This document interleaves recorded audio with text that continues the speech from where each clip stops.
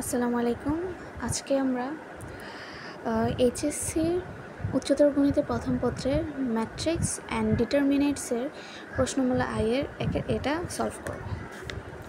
দেখো কী কী দেওয়া আছে এটা একটা ম্যাট্রিক্স, এটা একটা ম্যাট্রিক্স হলে এক্স আর ওয়াইয়ের কি মান নির্ণয় করো।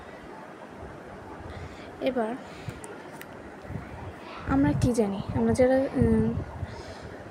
বেসিক সহ পড়ছি, ভালো করে বুঝে পড়ছি, এটাকে আমরা বলবো A11, এটাকে কি বলবো A12, এটাও ঠিক সেরকম A21, A22, এটাও কি হবে তাহলে A11, A12, A21, A22। তাহলে আর মেন কথা হচ্ছে এখানে মাঝখানে ইকুয়াল চিহ্ন দেওয়া আছে, তাহলে A11 সমান A11 মানে A2 আর A2 সমান A2 আর এটা সমান আমরা লিখতে পারি। এভাবেই আমাদের কি এক্স আর ওয়াই এর মানটা বের করতে হবে। তাহলে প্রথমে লিখি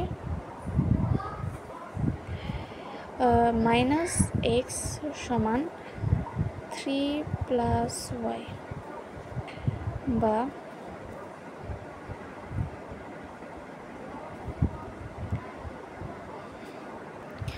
এবার আমি মাইনাস এক্স ওয়াইটাকে এপাশে নিয়ে চলে আসবো, মাইনাস ওয়াই ইকুয়াল টু 3, এটাকে আমরা 1 নম্বর সমীকরণ ধরি।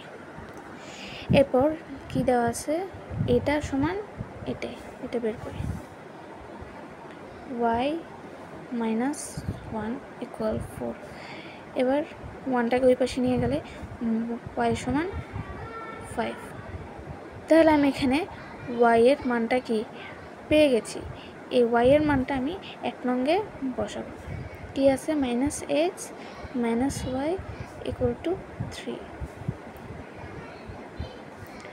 বা minus x minus 5 equal to 3, বা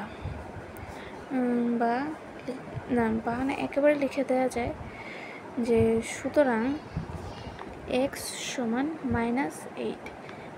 তাহলে কী হবে, এক্স কমা ওয়াই সমান 8 মাইনাস 8 আর 5, এটাই হচ্ছে অ্যান্সার। আশা করি তোমরা এই অঙ্কটা বুঝতে পেরেছো, একদমই ইজি। আর এছাড়া যদি তোমরা বোর্ড বইয়ের একটা উদাহরণ আছে, উদাহরণটা যদি করো তাহলে এই অনুশীলন অঙ্কটাও তোমরা পেরে যাবে। আজকের মতো এখানেই। আসসালামু আলাইকুম।